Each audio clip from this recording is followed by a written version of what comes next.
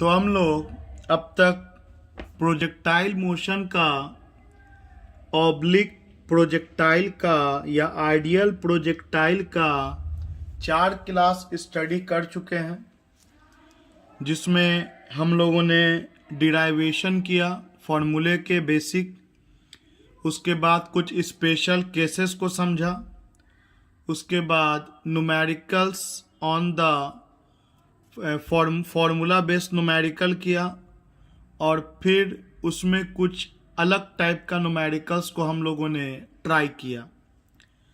ये जो video number 5 है, ये स्पेशली कॉम्पिटिटिव न्यूमेरिकल्स का कलेक्शन रहेगा इसमें। तो आइए सीखते हैं। और जैसा कि मैंने पहले भी रिपीट किया है कि किसी भी वीडियो को देखने से पहले उसके पहले बनाए गए सारा वीडियो का कॉन्सेप्ट आपका बहुत अच्छे से प्रैक्टिस होना चाहिए। Then only you can enjoy any of the video made by me. और आप मुझसे कांटेक्ट कर सकते हो इस नंबर पर 9661424042 और 6207736187 at Ishtiyaq's pearl physics classes. So चलिए पहला सवाल उठाया जाए। A jet of water is projected at an angle 45 degree with the horizontal from point A, which is situated at a distance x equal to OA,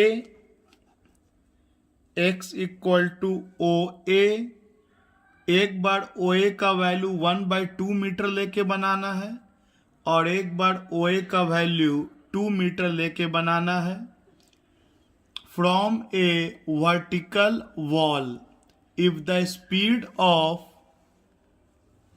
projection V0 √10 metre per second, find point P of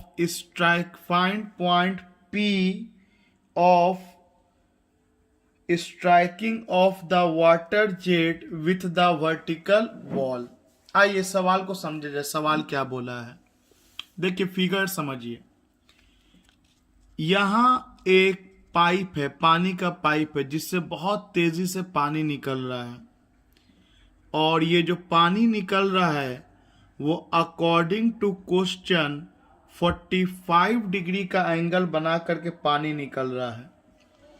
और सामने एक vertical wall है, तो यहां से पानी निकल रहा है और जाकर के दीवार पे टकरा रहा है। अब ये कहां पर टकरा रहा है दीवार पर, मुझे यही कोऑर्डिनेट पता करना है। मुझे यही पता करना है where it is striking the wall. x, y पता करना है, taking a as origin. a को हम लोग ओरिजिन लेके चलेंगे।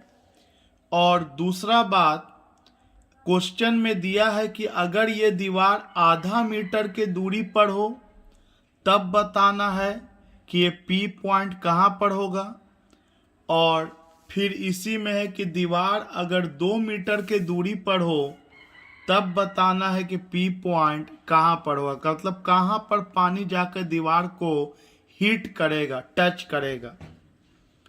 तो देखिए ये देखते के साथ x और y का रिलेशन देखते के साथ आपके दिमाग में इक्वेशन ऑफ ट्राजेक्टोरी का कॉन्सेप्ट आना चाहिए, जिसमें हम लोगों ने क्या प्रूफ कर चुके हैं। हम लोग जानते हैं we know equation of trajectory y equal to x tan theta minus half g x square by u square cos square theta. ये हम लोग ऑलरेडी डिराइव पहले के वीडियो में कर चुके हैं कि आपका ये इक्वेशन ऑफ ट्राइजेक्टोरी का होता है। अब इसी का एक और फॉर्म आपको हम सिखाने जा रहे हैं। इसी का एक और फॉर्म देखिएगा कैसे। हम लोग सेम चीज को ऐसे भी लिख सकते हैं, y equal to x tan theta minus x square को छोड़ दो और नीचे आ गया आपका 2u square cos square theta, और उसके अलावा ये g को हम लोग नीचे लेके चले आए। देखिए कुछ नया नहीं किया है, ऊपर ही के लाइन को नीचे रिपीट किया है। बस ये जो g न्यूमरेटर में था इसको u square cos square theta के डिनोमिनेटर में लेके चले गए। इसको ऊपर लेके जाएंगे फिर वही इक्वेशन हो जाएगा। आइए इसको लिखा जा सकता है। एक और काम कर लेते हैं हम लोग साइन थीटा से मल्टीप्लाई और डिवाइड कर लेते हैं। तो चलो एक और प्रोसेस हम लोग यहाँ पे कर रहे हैं। हम लोग साइन थीटा से इस इक्वेशन को मल्टीप्लाई भी कर दिया और साइन थीटा से इस इक्वेशन को डिवाइड भी कर दिया। आइए अगला स्टेप। तो y इक्वल टू, आप जैसा कि साफ साफ देख सकते हैं ये x टैन थीटा है माइनस एक्स स्क्वायर, ऊपर में साइन थीटा है और नीचे हम लोग 2u square cos square theta को मैं कॉस थीटा एक अलग कर देता हूं, उसके अलावा साइन थीटा डिवाइडेड बाय जी, और क्योंकि यहाँ पर एक कॉस स्क्वायर थीटा था जिसको मैंने कॉस थीटा लिख दिया तो यहाँ पे कॉस थीटा आपका बच गया। आप अगर अपने हाथों से कॉपी में लिखेंगे तो डेफिनेटली ये तीनों इक्वेशन आपको सिमिलर मिलेगा, आपको तीनों इक्वेशन सेम मिलेगा। तो चलो आप देख सकते हैं कि sign theta by cos theta आपको टैन थीटा हो जाएगा। और इतना सब मैंने किया क्यों? जी को नीचे लाया, साइन से मल्टीप्लाई डिवाइड किया, कॉस स्क्वायर से एक कॉस को अलग लिख दिया। आप ध्यान दोगे तो ये आपको रेंज का फॉर्मूला बन गया। 2u square cos theta sine theta by g को रेंज कहा जाता है। तो sine theta by cos theta, ऊपर में टैन थीटा, तो एक्स स्क्वायर। आइए एक स्टेप और मैं आप लोगों के लिए बढ़ा देता हूं। X tan theta minus x square और साइन बाई कॉस, ये वाला साइन ये वाला cos, tan theta divided by आपका रेंज, डिवाइडेड बाय रेंज। तो x टैन थीटा, और यहां से भी एक x कॉमन निकल जाएगा, टैन थीटा तो कॉमन निकलेगा। तो हमको y इक्वल टू क्या दिखने लगेगा? तो y इक्वल टू हम लोगों को दिखने लगेगा x टैन थीटा हम लोगों का कॉमन निकल गया तो दिखेगा 1 माइनस एक्स बाई आर। तो ये भी रिलेशन है x में और y में, तो इसे भी हम लोग इक्वेशन ऑफ ट्राइजेक्टोरी कह सकते हैं। तो हम लोगों के पास इक्वेशन ऑफ ट्राइजेक्टोरी का दो बेसिक फॉर्मूला मिल गया हम लोगों को। बहुत जगह ये इक्वेशन काम आएगा। एज फॉर एग्जाम्पल आइए इसी गिवन क्वेश्चन में इसको यूज किया जाए, जिसमें आप देख सकते हैं कि जो पार्टिकल है उसका एक बार x का वैल्यू हम लोगों को 1/2 लेके चलना है। तो चलिए बनाया जाए।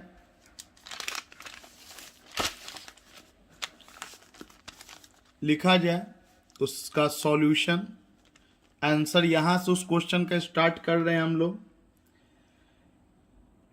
रेंज निकाल लेते हैं हम लोग, u square sine 2 theta by g, range का फॉर्मूला, जिसमें यू को वो वी नॉट के फॉर्म में दिया है, तो वी नॉट का square sine 2 into theta 45 degree divided by 10।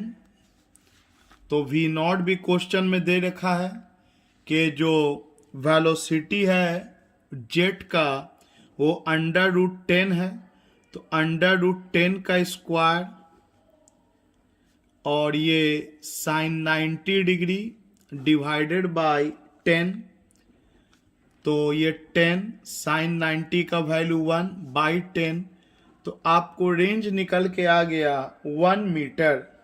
1 metre. अब हम लोग पहला पार्ट बनाते हैं।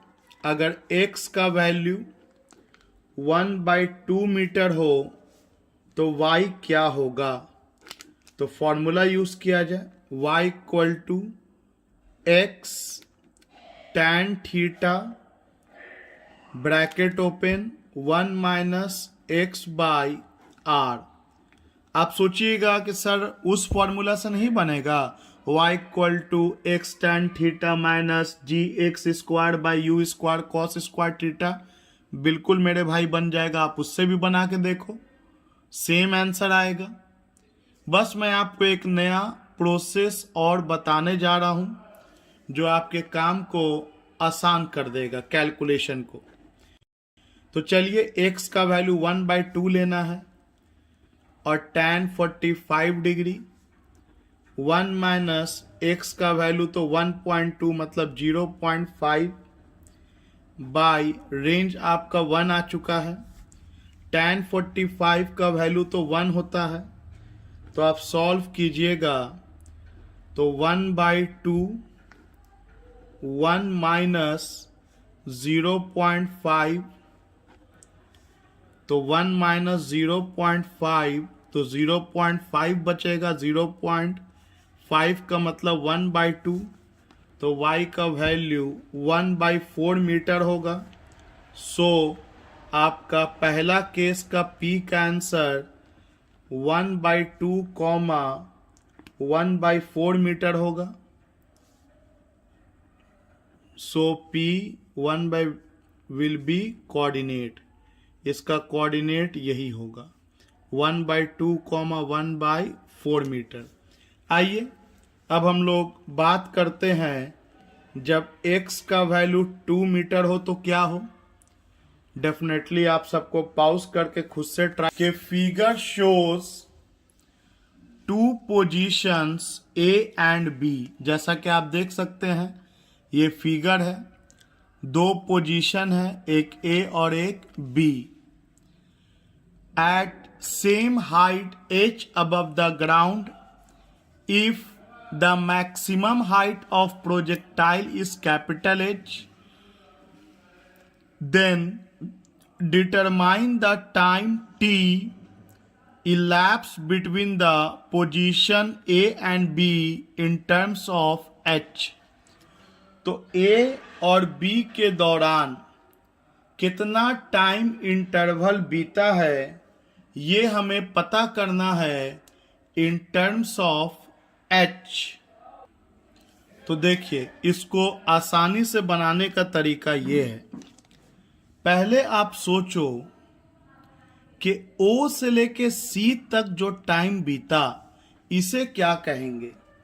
तो इसे तो हम लोग टाइम ऑफ फ्लाइट कह सकते हैं क्योंकि आइडियल प्रोजेक्टाइल है, जिस हम लोग y इक्वल टू 0 था शुरुआत में, अंत में भी y का वैल्यू 0 हो रहा है, तो आइडियल प्रोजेक्टाइल है। तो बात किया जाए from O to C, time of flight का फॉर्मूला यूज किया जाए जो हम लोग जानते हैं, time of flight t equal to 2, मान लेते हैं O पर इसका इनिशियल वेलोसिटी u था तो 2u sin theta by g, as we have already proved, 2u sin theta by g. तो दोनों तरफ स्क्वायर थोड़ा करके देखिए तो क्या हो जाएगा, टी स्क्वायर, ये हो जाएगा आपका 4u square sine square theta by g का स्क्वायर।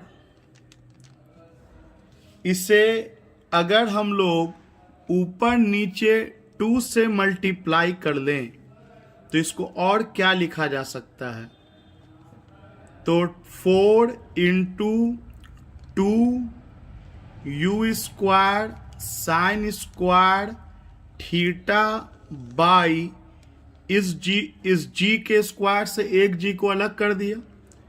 और मैंने किया क्या है, इस लाइन में क्या डिफरेंस है, तो एक तो जी के स्क्वायर को जी इंटू जी लिख दिया, दूसरा ऊपर नीचे 2 से मल्टीप्लाई और डिवाइड कर दिया। तो ऐसा इसलिए किया क्योंकि इतने के वैल्यू को हम लोग मैक्सिमम वर्टिकल हाइट के नाम से जानते हैं, कैपिटल एच। तो आपको टी स्क्वायर आ गया 4 2 ज़ा 8 h by g, 8h by g, ये आपको टी स्क्वायर आ गया। तो हम लोग टी अगर निकालना चाहेंगे तो ये अंडर रूट में चला जाएगा आपका। खैर इसको इक्वेशन नंबर 1 बना लिया। अब आप एक कॉमन सेंस का चीज देखिए, चीज़ों को कॉम्पिटेटिव नज़रों से बनाने का तरीका सीखिए। देखिए, अगर O से C एक आइडियल प्रोजेक्टाइल है, क्योंकि O से अगर स्टार्ट करें तो यहाँ x का वैल्यू 0, y का वैल्यू 0, जब ये C पर आएगा तो x का वैल्यू रेंज बन जाता है मैक्सिमम, लेकिन y का वैल्यू 0 रहता है। आप सिर्फ इतना सोचो, सिर्फ A से लेके B, तो अगर आप देखोगे तो जिस हाइट पर A है, बॉल जब इस B पर पहुंचेगा तो ये फिर उसी हाइट, उसी रिफरेंस लेवल पे चला जाएगा। अगर मैं ये सारा भूल जाऊं और सोचूं मैं कि ये एक नया प्रोजेक्टाइल है जिसमें v वेलोसिटी से बॉल को प्रोजेक्ट किया गया, v वेलोसिटी से बॉल ऊपर गया, और ये a से b को अगर प्रोजेक्टाइल मोशन मान लेंगे तो इसका मैक्सिमम वर्टिकल हाइट तो ये ना होगा। अगर हम a से b को प्रोजेक्टाइल मोशन मान लेंगे तो इसका मैक्सिमम वर्टिकल हाइट तो ये होगा, और ये हाइट होगा कितना, तो यहां से यहां तक h, यहां से यहां तक according to question small h, तो ये हाइट हो जाएगा h माइनस स्मॉल h। मतलब A से लेके B तक अगर हम प्रोजेक्टाइल मोशन मान लें तो उसके मैक्सिमम वर्टिकल हाइट का value capital H minus small h होगा। और टाइम ऑफ फ्लाइट भी हम लोग लिख सकते हैं 2u sine theta by g. तो u के जगह पे यहाँ पे v का इस्तेमाल करेंगे क्योंकि इनिशियल वेलोसिटी a पर v है। खैर इसका काम पड़ेगा नहीं, क्योंकि आप फिर बात करो similarly from a to b, तो चलो भाई a टू b का बात किया जाए। Again t is equal to लिखेंगे 2v, और यहां पर जो भी एंगल होगा अल्फा वटेवर, तो 2v sine alpha by g, relation तो निकल करके यही ना आएगा 8 into maximum vertical height by g. तो हम लोग डिराइवेशन ना करके सीधे लिखते हैं कि A टू B अगर एक आइडियल प्रोजेक्टाइल की तरह बिहेव करेगा तो A से लेके B तक अगर टाइम T बीता है, T टाइम बीता है from A to B, from A to B अगर T टाइम बीता है तो ये T टाइम A से लेके B तक के लिए टाइम ऑफ फ्लाइट का काम करेगा, और ये capital H minus small h maximum vertical height का काम पड़ेगा। तो just like using equation 1 we can right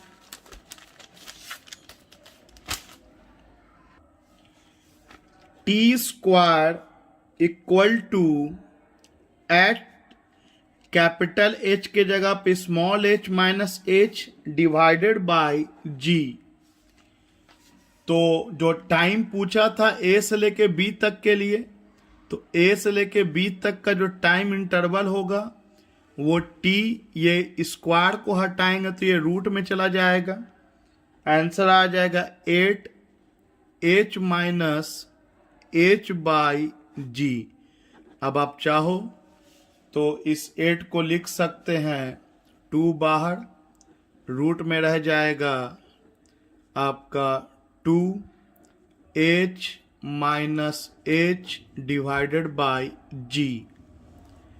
लेकिन मैं चाहूँगा कि आप खुद से इस फॉर्मूला को बनाएं, जस्ट लाइक जैसे मैंने आपको सिखाया कंडीशन फ्रॉम O से लेकर के आपको O से लेकर के C तक, उसी तरह से आप लोग खुद से कंडीशन लिखें A से लेकर के B तक, जहां इनिशियल वेलोसिटी का काम V करेगा। थीटा के जगह पे आप कोई अल्फा एंगल मान लीजिएगा, थीटा के जगह पर आप कोई अल्फा एंगल मान लीजिएगा, और फिर टाइम ऑफ फ्लाइट का फॉर्मूला खुद से लिखिए, मैक्सिमम वर्टिकल हाइट का फॉर्मूला खुद से लिखिए, रिप्लेस कर लिएगा, जहाँ जहाँ u होगा वहाँ वहाँ v लगेगा, जहाँ जहाँ थीटा था वहाँ वहाँ अल्फा लग जाएगा, और आपको यही रिलेशन निकल करके डेफिनेटली आएगा। तो जो हम लोगों ने पढ़ा अभी, उसी पर एक बार और रिवीजन और कॉन्सेप्ट तैयार कर लिया जाए कि अगर एक पार्टिकल को u वेलोसिटी से थीटा एंगल पर प्रोजेक्ट करेंगे, और मान लीजिए किसी पल पार्टिकल का 20 से एक पॉइंट ले लें और उसी हाइट पर दूसरा पॉइंट ले लें, तो ये अपने आप में A से लेके B एक प्रोजेक्टाइल मोशन है। और अगर ये प्रोजेक्टाइल मोशन है तो ये इसका मैक्सिमम वर्टिकल हाइट h1 कहलाएगा। तो A से लेके B तक का टाइम अगर मुझे लिखना है, तो जैसा कि हम लोगों ने अभी समझा था, time of flight equal to 8 गुना maximum vertical height divided by g। एक बार और करते हैं। अगर मान लीजिए C से लेकर के D तक के लिए बात करें, टाइम का इक्वेशन लिखना है फ्रॉम C टू D, तो बताइए क्या लिखेंगे। C टू D के लिए अगर C टू D का मैक्सिमम वर्टिकल हाइट हमें पता हो h2, तो इसके लिए इक्वेशन लिखा जाएगा 8h2 बाई g। अगर हम लोग दोनों को घटाएं, दोनों के टाइम के स्क्वायर को घटाएं, तो time from A to B का square minus time from C to D का स्क्वायर लिखा जा सकता है 8 by ji common h1 minus h2 लिखा जा सकता है h1 माइनस h2। अगला सवाल है, from a point on the ground at a distance a from foot of a pole a ball is thrown at an angle of 45 degree which just touches the top of the pole and strikes the ground at a distance b on the other side of it. Find the height of the pole. तो चलिए सवाल को figure में बनाते हैं हम लोग। एक पोल है, एक पोल है जिसका हाइट h मान लिया जाए। इस पोल से इस पोल के फुट से अकॉर्डिंग टू क्वेश्चन ए दूरी से एक बॉल को प्रोजेक्ट इस तरह से किया जा रहा है कि ये बॉल इस पोल के टॉप को जस्ट मिस करता हुआ, टच करता हुआ जमीन पर स्ट्राइक कर रहा है। हल्का सा एकदम टच करता हुआ, इतना नहीं कि टकरा के इधर उधर चल जाएगा, हल्का सा एकदम टच करता हुआ विदाउट चेंजिंग इट्स वेलोसिटी वगैरह, ये जमीन को अदर साइड पे चला जाएगा। और अदर साइड, पोल के अदर साइड का दूरी b दे रखा है अकॉर्डिंग टू क्वेश्चन। यही आपका सवाल है और इसको फेंका गया है u वेलोसिटी से और एंगल थीटा आपको 45 डिग्री दिया हुआ है। तो देखिए, इसको सोचने का तरीका आपका क्या होना चाहिए। तो इस पोल पर अगर हम लोग कोऑर्डिनेट लिखें तो इस पोल पर कोऑर्डिनेट लिखाएगा x, y लिखते हैं तो x का काम तो a करेगा और y का काम h करेगा, y का काम इस पोल पर h करेगा। जरूरी नहीं है कि ये पोल एकदम बीचों बीच में हो, मैक्सिमम वर्टिकल डिस्टेंस हो ये पोल, ऐसा कोई जरूरी नहीं है। आपका height of the pole h, pole कहीं पे भी हो सकता है। तो चलिए, जहां पर भी ये पोल को जस्ट टच करता हुआ गुजर रहा है वहां पे का कोऑर्डिनेट मैंने x में a लिख दिया और उसका y कोऑर्डिनेट मैंने h लिख दिया। h यहाँ हाइट ऑफ द पोल है। आइए हम लोग फॉर्मूला जानते हैं, पहले एक बार लिख ही देता हूं मैं। लेट h हाइट ऑफ पोल जो हमें पता करना है, सवाल है यही कि आपको इसका वैल्यू निकालना है, a और b के टर्म में निकालना है। तो हम लोग जानते हैं y equal to x tan theta bracket open 1 minus x by r। तो y के जगह पे आ जाएगा h, सो y को रिप्लेस करेगा h, x को रिप्लेस करेगा a और tan 45 डिग्री। और रेंज क्या हो जाएगा, तो आप देख सकते हैं कि रेंज जो होगा वो a प्लस b होगा। तो मैं रेंज के जगह पर a प्लस b पुट कर दिया। इसको बस सॉल्व कर दीजिए, हाइट ऑफ द पोल निकल गया। tan 45 का वैल्यू 1, ये 1 माइनस x के जगह पे हम लोग यहाँ a लिख लेंगे, x के जगह पे a, तो a by a plus b, तो h इक्वल टू हो गया। आप यहाँ तक भी छोड़ सकते हैं, लेकिन चलिए इसको थोड़ा सॉल्व किया जाए। तो एलसीएम लेंगे हम लोग, तो ये हो जाएगा a प्लस b, तो यहाँ आ जाएगा a plus b minus a, तो a से a कैंसिल हो गया, तो h आपको बचा a into b by a plus b। ये आपको हाइट ऑफ द पोल निकल गया। अगला सवाल है, a particle is projectile over A triangle, A particle is projected, a particle is projected over a triangle from one extremity of its horizontal base, grazing over the vertex it falls on the other extremity of base.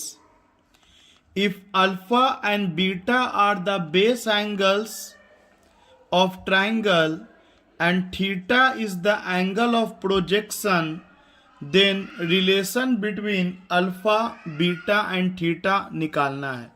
देखिए सवाल क्या है, सवाल समझा जाए। एक triangle है, एक ट्रायंगल है।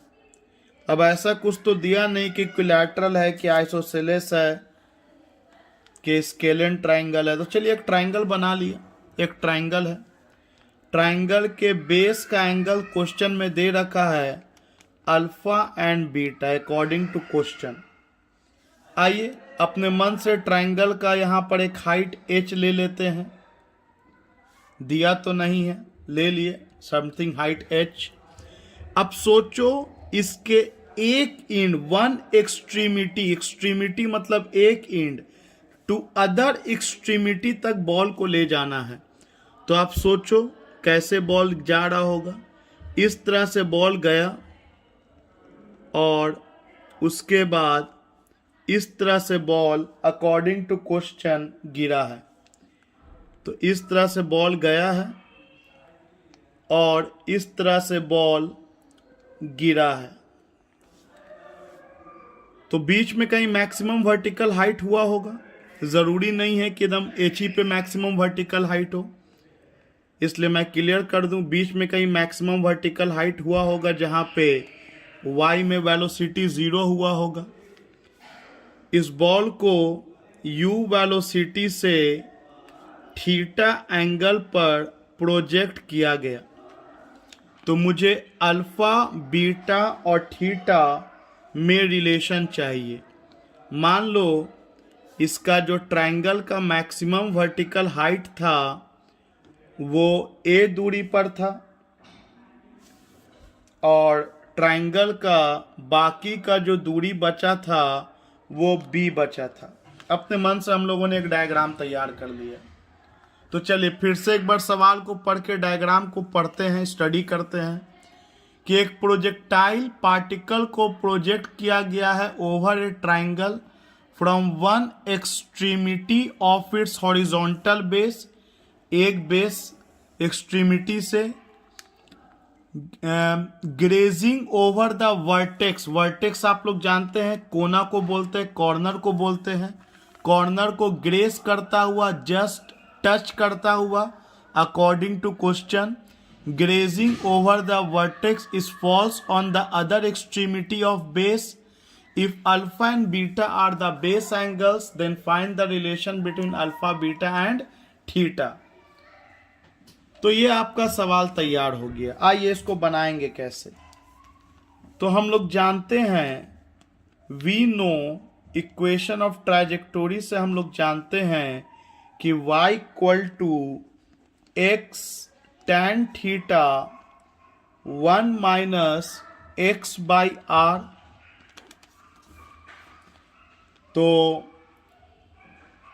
अब इसी को यूज किया जाए तो अगर मैं इस पॉइंट का बात करूं तो यहां पर ये पॉइंट H लाई कर रहा है। एट पॉइंट P लिख देता हूं मैं। एट पॉइंट P पर मैं बात करूं तो y को रिप्लेस करेगा H। फिगर से आप देख सकते हैं x को रिप्लेस करेगा A tan theta 1 minus x के जगह पे a और रेंज हो जाएगा फिर a प्लस b। रेंज हो जाएगा a प्लस b। आप देख सकते हैं रेंज हो जाएगा a प्लस b। तो इसको लिखा जा सकता है h by a tan theta 1 minus a by a plus b। तो आइए इसको फर्दर सॉल्व करते हैं हम लोग। आइए यहीं सॉल्व करते हैं। तो h by a equal to tan theta, LCM लिया जाएगा तो a प्लस b, ऊपर बचेगा a plus b minus a, तो a से a कैंसिल।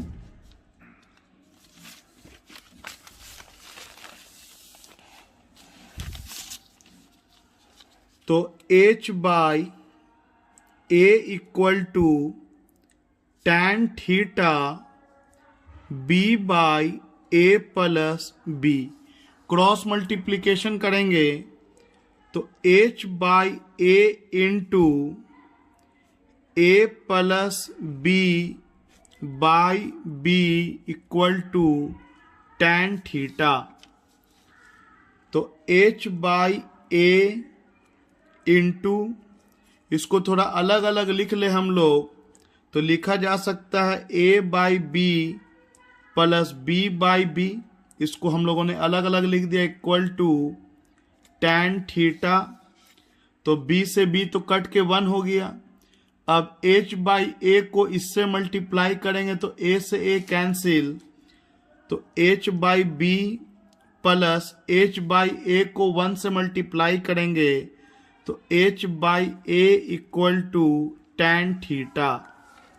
इतना हम लोगों को इक्वेशन मिला कि tan theta equal to h by B plus h by a। अब आप ध्यान से फिगर को देखिए, फ्रॉम फिगर आपको कुछ दिखेगा, यही हम लोगों का फिगर है। तो h by a perpendicular by base, तो ये tan अल्फा के बराबर हो जाएगा। tan alpha h by a होता है, तो मैं h बाई a के जगह पे tan अल्फा लिख दूंगा इस ट्राइंगल में, ये राइट एंगल ट्राइंगल है। सिमिलरली h बाई b को tan बीटा लिखा जा सकता है।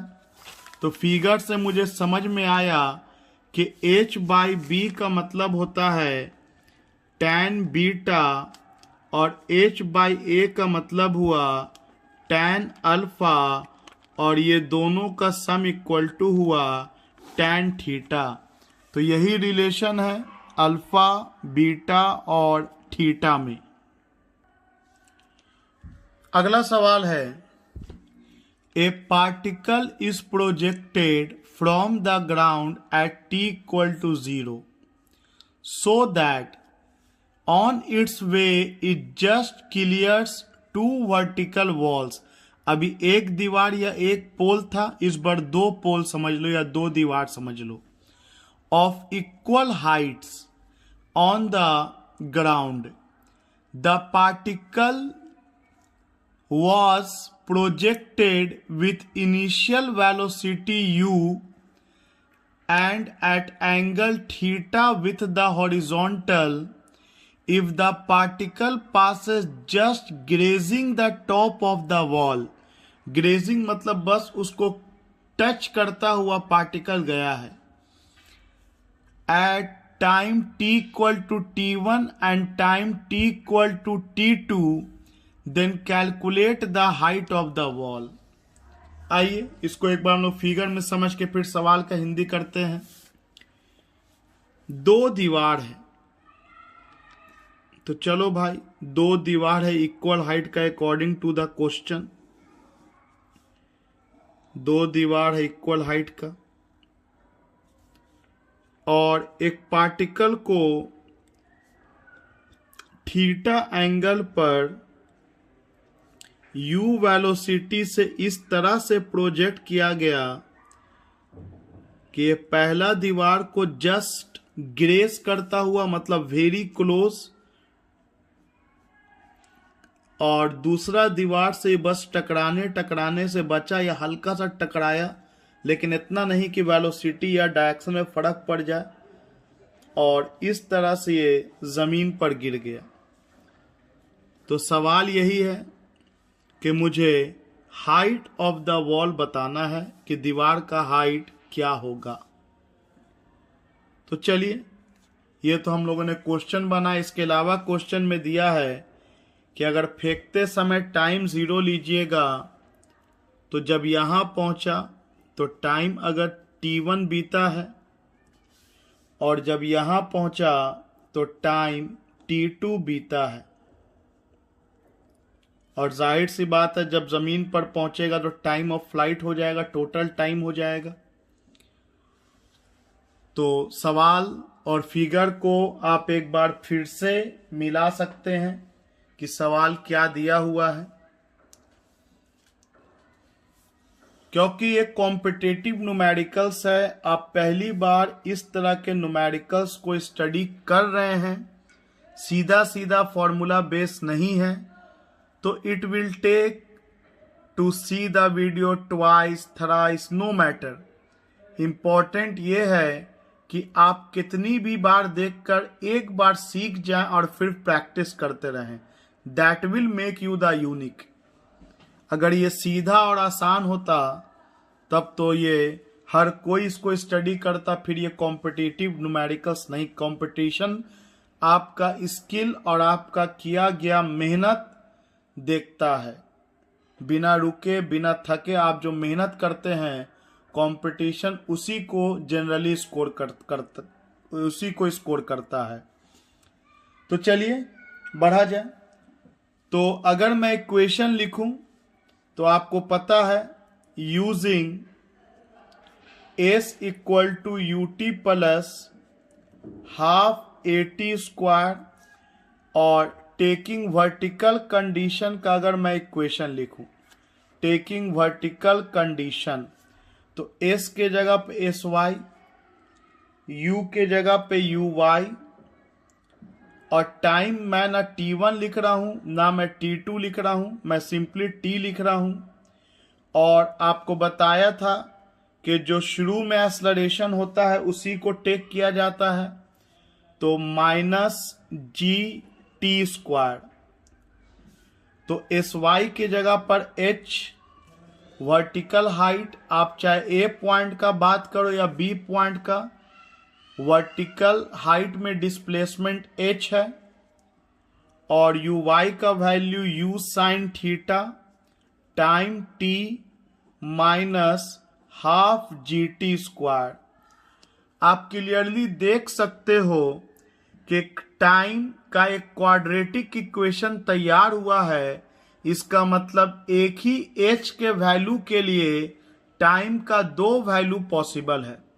मैं आपको यही सिखाना चाहता। पहले के वीडियो में भी आप लोगों ने इस तरह का डेफिनेटली सीखा है, टाइम का दो वैल्यू वाला आप लोगों ने सीखा है, जिसमें मैंने प्रूफ किया था कि ये टाइम और ये टाइम को अगर जोड़ दिया जाए तो ये टाइम ऑफ फ्लाइट के बराबर आता है। t is equal to t1 plus t2 के बराबर आता है। उसी का ये फर्दर एडवांस क्वेश्चन है। तो h equal to u sine theta t minus half gt²।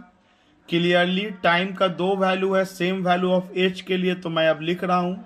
So h को लिखा जा सकता है पहला वाला टाइम के लिए u sine theta t1 minus half g t1 का स्क्वायर, और h के दूसरा वैल्यू लिखा जा सकता है u sine theta t2 minus half g t2 का स्क्वायर। आप लोगों को याद होगा कि अर्लियर वीडियो में हम लोगों ने प्रूफ किया था कि दोनों टाइम को अगर जोड़ दिया जाए t1 और t2 को, तो वो टाइम ऑफ फ्लाइट के बराबर हो जाएगा। तो चलिए, as we know from the early derivation, as we know from earlier concept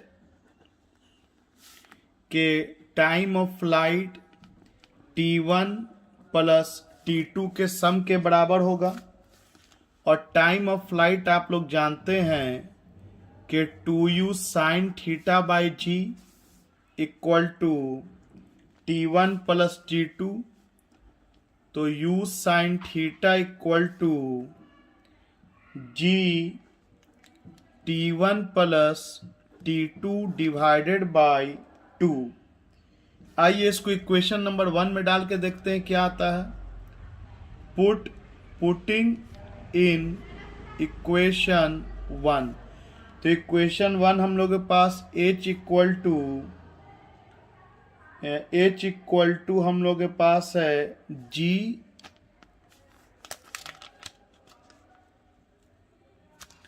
u sine theta के जगह पे डालेंगे g t1 plus t2 divided by 2 t1 minus half g t1 का स्क्वायर। आई रिपीट, जैसा कि आपके प्रीवियस पेज में equation number 1 तैयार है, u sine theta t1 minus half g t1 का स्क्वायर। तो u साइन थीटा के जगह पे हम लोगों ने वैल्यू पुट कर दिया जो निकाल के लाए हुए हैं, g t1 plus t2 by 2 into t1 minus half g t1 का स्क्वायर। आइए इसी को सॉल्व कर लिया जाए। अब तो ये हो जाएगा आपका g बाई 2 और ये t1 अंदर जाएगा तो ये मल्टीप्लाई होगा t1 का स्क्वायर प्लस t1 t2, इधर हो गया आपका माइनस हाफ g t1 का स्क्वायर। अब इसको इससे मल्टीप्लाई कीजिए तो हाफ g t1 का square plus half g t1 into t2 minus half g t1 का स्क्वायर। तो हाफ g t1 का स्क्वायर और हाफ g t1 का स्क्वायर कैंसिल हो गया तो आपको फाइनली h मिला g t1 t2 divided by 2।